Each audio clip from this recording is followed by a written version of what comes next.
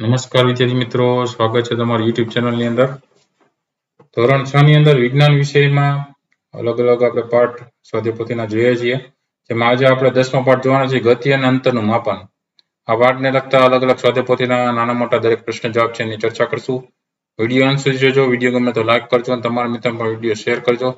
સાથે ચેનલને સબસ્ક્રાઇબ ન કરી તો ચેનલને સબસ્ક્રાઇબ કરી લેજો. આવા નવા વિડીયો ચેનલ પર ઘણા બધા મુકાઈ ગયા છે, એ ન જોયા તો જોઈ લેજો. ઉપર વિડીયો સેક્શનની બાજુમાં પ્લેલિસ્ટમાં જવાનું, એમાં નીચે ધોરણ 6 નો સ્વાધ્યાયપોથીનું લગતી પ્લેલિસ્ટ છે જ. એમાં ઘણા બધા વિડીયોઝ મુકાઈ ગયા છે, બરાબર. આવનારી પરીક્ષા માટે પણ તમને એમાંથી ઉપયોગી થશે. શરૂઆત કરીએ પહેલા પ્રશ્નથી. નીચેના દરેક પ્રશ્નના ઉત્તર માટે આપેલા વિકલ્પમાંથી સાચો વિકલ્પ શોધીને તેનો ક્રમ અક્ષર આપેલા ખાનામાં સામે લખવાનો છે. પહેલું છે, સૌપ્રથમ કયા પ્રકારનું રેલવે એન્જિન શોધાયું હતું? તો પહેલો રેલવે એન્જિન શોધાયું હતું સ્ટીમ એન્જિન. જવાબમાં એ ઓપ્શન આવશે. બીજું છે, નીચેના પૈકી કઈ 20મી સદીની શોધ નથી? તો માલગાડી છે 20મી સદીની શોધ નથી. ત્રીજું છે, નીચેનામાંથી લંબાઈનો કયો એકમ સૌથી મોટો છે? તો લંબાઈનો એકમ છે કિલોમીટર. તો એના જવાબમાં બી આવશે, કિલોમીટર. ચોથું છે, સેન્ટીમીટર કરતા નાનો એકમ કયો છે? તો સેન્ટીમીટર કરતા નાનો એકમ મિલીમીટર છે. તો જવાબમાં એ આવશે. પાંચમું છે, લંબાઈ માપવા માટેનું પ્રમાણભૂત સાધન કયું છે? તો મીટર સ્કેલ છે લંબાઈ માપવા માટેનું પ્રમાણભૂત સાધન છે. તો જવાબમાં સી આવશે. છઠ્ઠું છે, કોઈ પણ બે શહેરો વચ્ચેનું અંતર માપવા માટેનો વ્યવહારિક એકમ કયો છે? તો કિલોમીટરમાં અંતર માપીએ છીએ. તો જવાબમાં ડી આવશે. સાતમું છે, દરજી તમારું માપ લેવામાં શાનો ઉપયોગ કરે છે? તો કપડાની માપપટ્ટીનો ઉપયોગ કરે છે. તો જવાબમાં બી આવશે. આઠમું છે, ઝાડ પરથી ફળનું પડવું એ કયા પ્રકારની ગતિ છે? તો સૂર્યક ગતિ કહેવાય. જવાબમાં એ આવશે. નવમું છે, પંખાના પાંખિયાની ગતિ કયા પ્રકારની ગતિ છે? એ વર્તુળાકાર ગતિ છે. તો જવાબમાં સી આવશે. 10મું છે, શેની શોધ થવાથી ચંદ્ર અને મંગળ પર જવું શક્ય બન્યું? તો અવકાશયાનની શોધ થવાથી ચંદ્ર અને મંગળ પર જવું શક્ય બન્યું છે. 11મું છે, સુપરસોનિક વિમાન એટલે શું? તો અવાજની ઝડપ કરતા વધારે ઝડપે ઉડતું વિમાનને શું કહેવાય? સુપરસોનિક વિમાન કહેવાય. તો જવાબમાં ડી આવશે. બીજો પ્રશ્ન છે, નીચેના પ્રશ્નોના માત્ર ઉત્તર લખો. જેમાં પહેલો પ્રશ્ન છે, જળમાર્ગમાં ઉપયોગી પ્રાચીન સમયનું વાહન વ્યવહારનું સાધન કયું છે? જવાબમાં શું આવશે? હોડી. બીજું છે, હવાઈ મુસાફરી માટેનું અગત્યનું વાહન વ્યવહારનું સાધન કયું છે? તો જવાબમાં શું આવશે? વિમાન.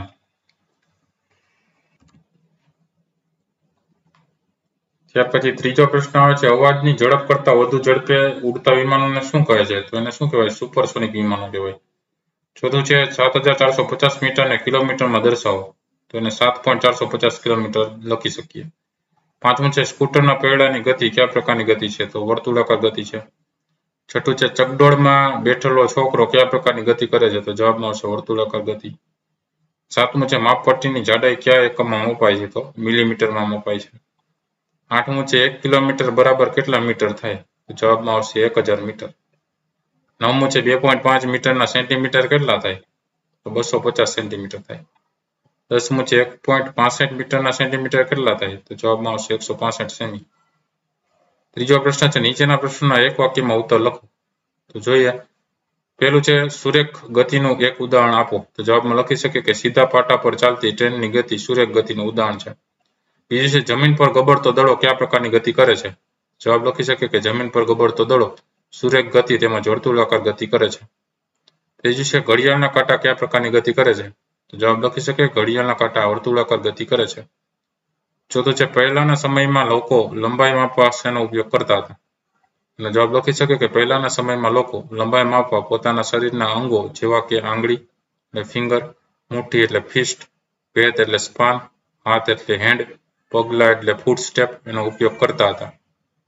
પાંચમું છે, કાપડનો વેપારી કાપડ માપવા માટે શેનો ઉપયોગ કરે છે? જવાબ લખી શકે કે કાપડનો વેપારી કાપડ માપવા માટે લોખંડની પટ્ટીની બનેલી મીટર પટ્ટીનો ઉપયોગ કરે છે. ત્યાર પછી આવે છે પ્રશ્ન નંબર 4. નીચેના પ્રશ્નોના ટૂંકમાં ઉત્તર લખો. જેમાં પહેલો પ્રશ્ન છે, ભેત, હાથ અને પગલા જેવા માપથી વસ્તુની લંબાઈ ચોક્કસપૂર્વક માપી શકાય નહીં તે સમજાવો. જવાબ લખી શકીએ કે જુદી જુદી વનસ્પતિઓના ભેત, હાથ અને પગલાના માપ જુદા જુદા હોય છે. કેટલીક વ્યક્તિના હાથ અને પગ ટૂંકા હોય તો કેટલીક વ્યક્તિના હાથ અને પગ લાંબા હોય છે. આથી તેમની વેતથી, હાથથી કે પગલાથી માપેલી લંબાઈ જુદી જુદી હોય. તેથી વસ્તુની લંબાઈ ચોક્કસપૂર્વક માપી શકાય નહીં. બીજો પ્રશ્ન છે, લંબાઈના માપનો સર્વસામાન્ય એકમ શા માટે જરૂરી બન્યો?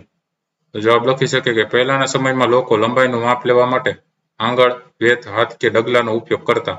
જુદા જુદા માણસોની આંગળની જાડાઈ, વેતની લંબાઈ, હાથની લંબાઈ અને ડગલાની લંબાઈ એકસરખી હોતી નથી. આથી જુદા જુદા માણસો એક જ વસ્તુની લંબાઈ માપે તો સરખી ન આવે. જો માપનનું સાધન અને એકમ નિશ્ચિત હોય તો એક જ વસ્તુની લંબાઈ કોઈ પણ વ્યક્તિ માપે તો પણ તેનું માપ એકસરખું જ મળે. આથી લંબાઈના માપનો સર્વસામાન્ય એકમ જરૂરી બન્યો. ત્રીજો પ્રશ્ન છે, તમારી માપપટ્ટી એક અંક પહેલાના છેડા આગળથી તૂટેલી હોય તો તે માપપટ્ટી વડે તમે પેન્સિલની લંબાઈ કઈ રીતે માપશો? જવાબ લખી શકીએ. પહેલું, માપપટ્ટી એક અંક પહેલાના છેડા આગળથી તૂટેલી હોય એટલે કે 0 અંક પાસેથી તૂટેલી હોય તો તેને મદદથી પેન્સિલની લંબાઈ માપતી વખતે પેન્સિલનો એક છેડો એક અંક પર મૂકીશું. બીજું છે તેનો બીજો છેડો માપપટ્ટીના જે અંક પાસે આવે તે અંક નોંધીશું. ત્રીજું છે નોંધેલા અંકમાંથી એક બાદ કરી પેન્સિલની લંબાઈનું માપ નક્કી કરીશું. ચોથો પ્રશ્ન છે, લંબાઈના એકમો કયા કયા છે તેમની વચ્ચેનો સંબંધ જણાવો. જવાબ લખી શકીએ કે લંબાઈ માપવાનો પ્રમાણભૂત એકમ મીટર છે. લંબાઈના મીટરથી નાના એકમો સેન્ટીમીટર એટલે સેમી અને મિલીમીટર એટલે મીમી છે. લંબાઈનો મોટો એકમ કિલોમીટર એટલે કિમી છે. લંબાઈના એકમો વચ્ચેનો સંબંધ નીચે મુજબ છે. 1 સેન્ટીમીટર બરાબર 10 મિલીમીટર, 1 મીટર બરાબર 100 સેન્ટીમીટર, એના બરાબર 1000 મિલીમીટર, અને 1 કિલોમીટર એટલે 1000 મીટર અને 1 લાખ સેન્ટીમીટર. ત્યાર પછી આવે છે પ્રશ્ન નંબર 5. હવામાં, પાણી પર અને જમીન પર ઉપયોગ કરવામાં આવતા પરિવહનના સાધનોના પ્રત્યેકના 2 ઉદાહરણ આપો. જવાબ લખી શકે કે હવા પર ઉપયોગ કરવામાં આવતા પરિવહનના સાધનો વિમાન, હેલિકોપ્ટર, અંતરિક્ષયાન એટલે અવકાશયાન. પાણી પર ઉપયોગ કરવામાં આવતા પરિવહનના સાધનોમાં હોડી, વહાણ, આગબોટ. અને જમીન પર ઉપયોગ કરવામાં આવતા પરિવહનના સાધનો એમાં બસ, સ્કૂટર અને ટ્રેન. ત્યાર પછી છઠ્ઠું છે, રાધાના ઘર અને તથા તેની શાળા વચ્ચેનું અંતર 3250 મીટર છે. આ અંતરને કિલોમીટરમાં દર્શાવો. તો રાધાના ઘર તથા તેની વચ્ચે શાળાનું અંતર આપણે આપી દીધું છે 3250. આપણે ખ્યાલ છે 1000 મીટર બરાબર 1 કિલોમીટર, તો 3250 મીટર કેટલા થાય? તો 3250 ભાગ્યા 1000 એટલે કિમીમાં ફરી જાય, થશે 3.250 કિમી એટલે કિલોમીટર. 7મો પ્રશ્ન છે, કોઈ ચાલતી સાયકલના પૈડા તથા સીલિંગ પંખાના પાંખિયાની ગતિમાં જોવા મળતી સમાનતા તથા ભિન્નતા લખો. તો જવાબ લખી શકીએ. પહેલા જોઈએ સમાનતા. તો સાયકલના પૈડાની ગતિ અને સીલિંગ પંખાના પાંખિયાની ગતિ બંને વર્તુળાકાર ગતિ છે અને તેઓ ધરી પર ફરે છે. અને ભિન્નતા જોઈએ તો સાયકલનું પૈડું જમીન પર અડકેલું છે, તેથી સાયકલનું પૈડું ફરવાથી સાયકલ જમીન પર આગળ વધે છે. જ્યારે સીલિંગ પંખાના પાંખિયા હવામાં છે, તેથી પાંખિયા હવામાં ફરતા રહે છે અને સાયકલના પૈડાની જેમ આગળ વધતા નથી. 8મો પ્રશ્ન છે, આવર્ત ગતિના અને વર્તુળાકાર ગતિના બે ઉદાહરણો આપો. તો આવર્ત ગતિના 2 ઉદાહરણો નીચે મુજબ છે. પહેલું, ઘડિયાળના લોલકની ગતિ. બીજું, હિંચકાની ગતિ. અને વર્તુળાકાર ગતિના 2 ઉદાહરણો નીચે મુજબ છે. પહેલું, ચકડોળમાં બેઠેલા બાળકોની ગતિ અને બીજું, સાયકલના પૈડાની ગતિ. 5મો પ્રશ્ન છે, નીચેનાનું સુરેખ ગતિ, વર્તુળાકાર ગતિ અને આવર્ત ગતિમાં વર્ગીકરણ કરો. તો પહેલા સુરેખ ગતિમાં ક્યાં આવશે? તો ધનુષ્યમાંથી છૂટેલા તીરની ગતિ, નળમાંથી ટપકતા પાણીના ટીપાની ગતિ. વર્તુળાકાર ગતિમાં આવશે ચકડોળમાં બેઠેલા બાળકની ગતિ, ઘડિયાળના કાંટાની ગતિ, સાયકલના પૈડાની ગતિ. આવર્ત ગતિમાં આવશે લોલકની ગતિ, ચીચવામાં બેઠેલા બાળકોની ગતિ, પવનથી ડોલતી ઘંટડીની ગતિ. 6મો પ્રશ્ન છે, નીચેના વિધાનોમાંથી ખરા વિધાન સામે સાચું અને ખોટા વિધાન સામે ખોટા નિશાની કરવાની છે. પહેલું છે, લંબાઈનો એસઆઈ એકમ કિલોમીટર છે, તો જવાબમાં ખોટું આવશે. બીજું છે, ઉડતું પતંગિયું સૂર્ય ગતિ કરે છે, એમાં ખોટું આવશે. ત્રીજું છે, ઘડિયાળના લોલકની ગતિ આવર્ત ગતિ છે, તો એમાં સાચું આવશે. ચોથું છે, પૃથ્વી સૂર્યની આસપાસ સૂર્ય ગતિ કરે છે, એમાં ખોટું આવશે. 5મું છે, ઉડતો પતંગ હંમેશા સૂર્ય ગતિ કરે છે, એમાં ખોટું આવશે. 6થું છે, ચકડોળમાં બેઠેલી છોકરી વર્તુળાકાર ગતિ કરે છે, એમાં સાચું આવશે. 7મું છે, મીટર એ સેન્ટીમીટર કરતા નાનો એકમ છે, જવાબમાં ખોટું આવશે. 7મો પ્રશ્ન આવે છે, ખાલી જગ્યા પૂરો. તો પહેલી ખાલી જગ્યા જોઈએ. ખાલી જગ્યાની શોધ બાદ વાહન વ્યવહારના સાધનોમાં ક્રાંતિ આવી તો જવાબમાં આવશે પૈડા. બીજું છે એક જ પાટા પર ચાલતી ટ્રેનને ખાલી જગ્યા કહે છે તો જવાબમાં આવશે મોનોરેલ. ત્રીજું છે લંબાઈ માપવા માટેનો એસઆઈ એકમ ખાલી જગ્યા છે તો જવાબમાં આવશે મીટર. ચોથું છે 1 મીટર બરાબર ખાલી જગ્યા મિલીમીટર તો જવાબમાં આવશે 1000. પાંચમું છે અમદાવાદથી મુંબઈ વચ્ચેનું અંતર ખાલી જગ્યા એકમમાં દર્શાવાય તો જવાબમાં આવશે કિલોમીટર. છઠ્ઠું છે ટેબલ પરના કાચની જાડાઈ ખાલી જગ્યા એકમમાં દર્શાવાય તો જવાબમાં આવશે મિલીમીટર. સાતમું છે તમારા વર્ગના ઓરડાની લંબાઈ ખાલી જગ્યા એકમમાં દર્શાવાય તો જવાબમાં આવશે મીટર. આઠમું છે સિતારના તારની ગતિ ખાલી જગ્યા છે તો જવાબમાં આવશે આવર્ત. નવમું છે 1 મીટર બરાબર ખાલી જગ્યા સેન્ટીમીટર તો જવાબમાં આવશે 100. દસમું છે 5 કિલોમીટર બરાબર ખાલી જગ્યા મીટર તો જવાબમાં આવશે 5000. 11મું છે હિંચકા પર કોઈ બાળકની ગતિ ખાલી જગ્યા હોય છે તો જવાબમાં આવશે આવર્ત ગતિ. 12મું છે સિંચાઈ મશીનમાં સોયની ગતિ ખાલી જગ્યા હોય છે તો જવાબમાં આવશે આવર્ત ગતિ. 13મું છે સાયકલના પૈડાની ગતિ ખાલી જગ્યા હોય છે તો જવાબમાં આવશે વર્તુળાકાર ગતિ. પ્રશ્ન નંબર 8 જોડકા જોડવાના છે વિભાગ એ ની સામે વિભાગ બી જોડતા જઈએ. પેલું છે વરાળ યંત્ર તો આગગાડી દ્વારા ચાલે છે તો પેલામાં સી. બી છે સ્વચાલિત વાહન તો એ છે બસ તો બીજામાં એ. ત્રીજું છે જળમાર્ગ એમાં હોડી આવશે એટલે ત્રીજામાં ડી. ચોથું છે દોરડા પર ચાલતો નટ એમાં સુરેખ ગતિ છે તો ચોથામાં બી. પ્રશ્ન નંબર 9 નીચેના પ્રશ્નોના મુદ્દાસર ઉત્તર લખો જેમાં પેલું છે કોઈ પણ વસ્તુની લંબાઈનું માપન કરતી વખતે કઈ કઈ બાબતો ધ્યાનમાં રાખશું તો જવાબ લખી શકે કે ફૂટપટ્ટીથી વસ્તુની એટલે કે અહીં પેન્સિલથી લંબાઈ માપતી વખતે નીચેના બાબતો ધ્યાનમાં રાખીશું. પેલું વસ્તુનો એક છેડો ફૂટપટ્ટીના શૂન્ય એટલે કે શૂન્યાંક સાથે રહે તેમ ચોકસાઈથી વસ્તુને ગોઠવીશું.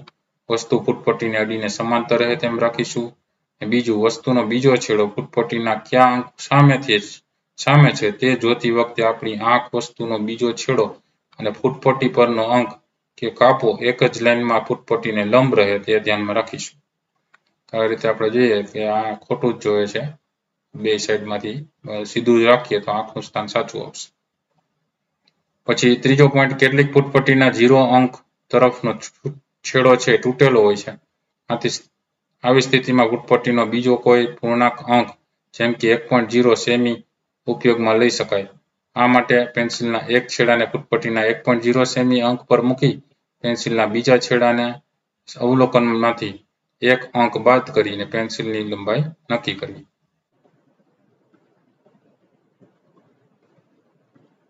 ત્યાર પછી હવે જોઈએ બીજો પ્રશ્ન છે ગતિના પ્રકાર ઉદાહરણ આપી સમજાવો. જવાબ લખી શકીએ કે ગતિના પ્રકાર નીચે મુજબ છે.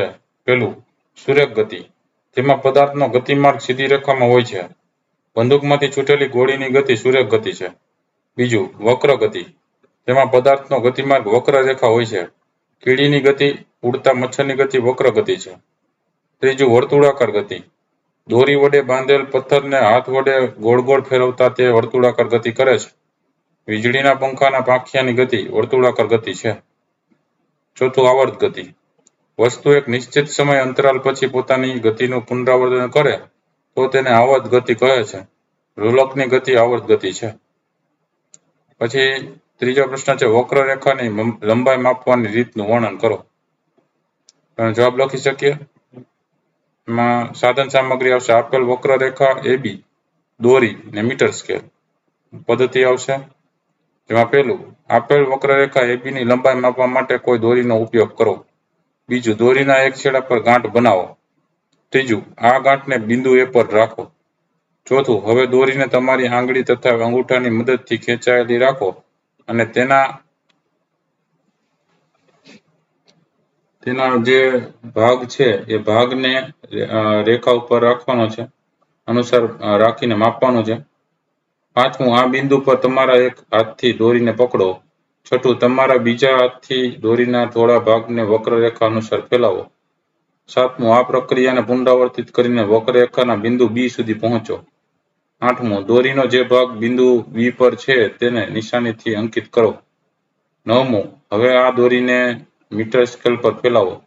દસમું દોરીની શરૂઆતની ગાંઠ તથા તેના બીજા છેડા પર નોંધેલ નિશાનની વચ્ચે લંબાઈ માપો અને આ માપ વક્રરેખા AB ની લંબાઈ છે. નિર્ણય લખી શકીએ આપણે કે વક્રરેખાની લંબાઈ દોરીનો ઉપયોગ કરીને માપી શકાય છે. આ રીતે વક્રરેખા જે AB છે એને માપી છે દોરી વડે, તમે જોઈ શકો છો આકૃતિમાં. એ આકૃતિ નીચેની જગ્યામાં દોરી શકાય. બરોબર. ત્યાર પછી આવે છે પ્રવૃત્તિઓ. પ્રવૃત્તિમાં પહેલી પ્રવૃત્તિ છે વેતને એકમ ગણી વર્ગના ટેબલની લંબાઈ માપવી. તો સાધન સામગ્રી શું હશે? તો કે ટેબલ. પદ્ધતિ જોઈએ. પેલું, તમારે તથા તમારા બે મિત્રોએ દરેકની વેતને એકમ ગણવાનો છે. બીજું, તમારામાંથી પ્રત્યેક તમારી વેતનો ઉપયોગ તમારા વર્ગના ટેબલની લંબાઈ માપવા માટે કરો, જેમ આકૃતિમાં કરે છે એ રીતે. ત્રીજું, માપન માટે અહીંયા પણ દરેકની એક વેત જેટલી લાંબી દોરી તથા આ દોરીના લંબાઈના ટુકડાઓના ભાગની આવશ્યકતા પડશે. તમારા તારણો નીચેના કોષ્ટકમાં નોંધો.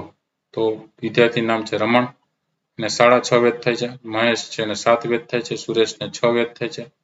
જગદીશ છે ને 7 વેત અને એનો ચોથો ભાગ 7.1/4 વેત થાય છે. નિર્ણય લખી શકે કે વેતને એકમ ગણી દરેકે માપેલી ટેબલની લંબાઈ જુદી જુદી મળે છે. બીજી પ્રવૃત્તિ છે સ્થિર વસ્તુઓ અને ગતિશીલ વસ્તુઓ વિશેની સમજ મેળવી. તો પદ્ધતિ લખી શકીએ. પેલું, તમારી જોડેલી વસ્તુઓ તથા આસપાસ જોવા મળતી સજીવો, વસ્તુઓ કે પદાર્થોની યાદી બનાવો. બીજું, આ વસ્તુઓમાંથી કઈ સ્થિર છે અને કઈ ગતિશીલ છે તે વિચારો. તમે જોયેલી સ્થિર વસ્તુઓ અને ગતિશીલ વસ્તુઓ નીચેના કોષ્ટકમાં નોંધો. સ્થિર વસ્તુઓમાં ઘર, ટેબલ, ઘડિયાળ, સ્કૂલ બેગ, દડો, પાટલી, ચોપડી. ગતિશીલ વસ્તુમાં એક ઉડતી ચકલી, ઘડિયાળમાં સેકન્ડ કાંટો, મચ્છર, ઉડતા પતંગિયા, પાણીમાં તરતી માછલી, ચાલતી રેલગાડી, દોડતો ઘોડો. નિર્ણય લખી શકે કે એક સ્થાનથી બીજા સ્થાને જતી વસ્તુઓ ગતિશીલ વસ્તુઓ છે, જ્યારે એક સ્થાને રહેલી વસ્તુઓ સ્થિર દેખાય છે તે સ્થિર વસ્તુઓ છે. ત્રીજી પ્રવૃત્તિ આવે છે વર્તુળાકાર ગતિની સમજ મેળવવી. તેમાં સાધન સામગ્રી આવશે પથ્થર, દોરીનો ટુકડો. પદ્ધતિ લખી શકીએ. પેલું, એક પથ્થરનો નાનો ટુકડો લો. બીજું, તેને દોરીના ટુકડાથી બાંધો. ત્રીજું, તમારા હાથની મદદથી ઝડપી તેને ઝડપથી ગોળ ગોળ ફેરવો. ચોથું, પથ્થરની ગતિને ધ્યાનથી જુઓ. આવી રીતે ગોળ ગોળ ફરશે વર્તુળાકાર ગતિમાં. તો અવલોકન લખી શકે કે પથ્થર વર્તુળાકાર માર્ગને અનુસરીને ગતિ કરે છે. આ ગતિમાં પથ્થરનું અંતર તમારા હાથથી સમાન રહે છે. નિર્ણય લખી શકીએ કે દોરી બાંધેલ પથ્થરને હાથ વડે ગોળ ગોળ ફેરવવો એ વર્તુળાકાર ગતિ છે. તો આ હતા અલગ અલગ પ્રશ્નોના જવાબો. વિડીયો ગમ્યો હોય તો લાઈક કરજો, તમારા મિત્ર પણ વિડીયો શેર કરજો. સાથે ચેનલને સબસ્ક્રાઇબ ન કરી તો ચેનલને સબસ્ક્રાઇબ કરી લેજો. આવા નવા વિડીયો ચેનલ પર મુકાતા રહેતા હોય છે. ઘણા બધા વિડીયો મુકાઈ પણ ગયા છે. ઉપર વિડીયો સેક્શનની બાજુમાં પ્લેલિસ્ટમાં જજો. નીચે તમને ધોરણ 6 ના અલગ પ્લેલિસ્ટ જોવા મળશે, જેમાં ઘણા બધા વિડીયો મુકાઈ ગયા છે. જોતા રહેજો વિડીયો, ધ્યાનમાં રાખો. Thank you very much and take care.